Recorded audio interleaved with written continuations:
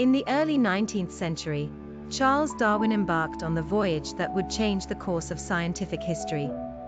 Aboard the HMS Beagle, Darwin sailed to distant lands, observing the wonders of nature and the diversity of life. But there was one voyage, one strange chapter of his journey, that never made it into the pages of history. It was a tale of mystery, danger, and the cursed ship that haunted the southern seas. It was the year 1835, and the HMS Beagle had been navigating the treacherous waters of the South Pacific for weeks.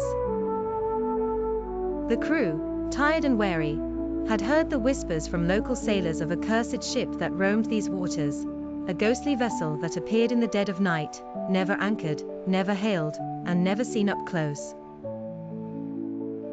Some said it was a ship lost to a terrible storm. Others claimed it was a pirate vessel doomed to sail forever, as punishment for its captain's greed. Darwin, ever the skeptic, dismissed these stories as mere superstitions. One evening, as the Beagle sailed under a dark and clouded sky, Darwin stood on the deck, watching the horizon.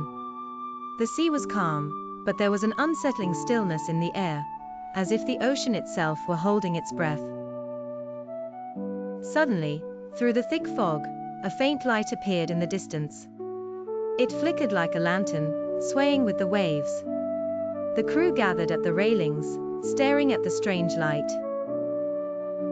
As the Beagle drew closer, the outline of a ship became visible, a large, weather-beaten vessel, its sails tattered and torn, yet somehow still afloat.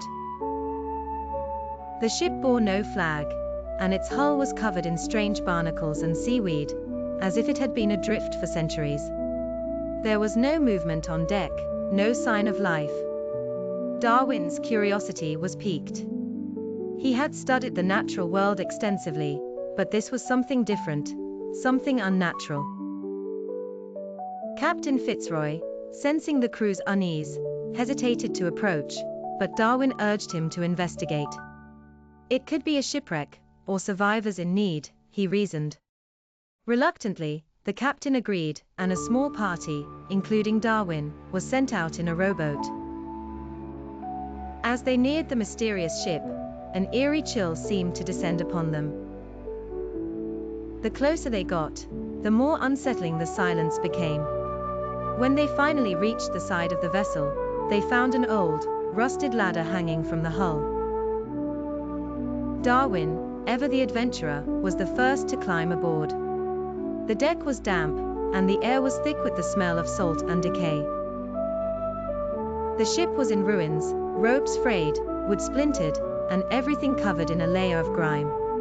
But what struck Darwin the most was the complete absence of any crew. It was as though the ship had been abandoned for years, yet it had been sailing just moments ago. As they explored the ship, they came across the captain's quarters. Inside, they found an ancient logbook, its pages brittle and yellowed with age. The last entry was dated over 50 years earlier, detailing a voyage from the Caribbean to the South Seas.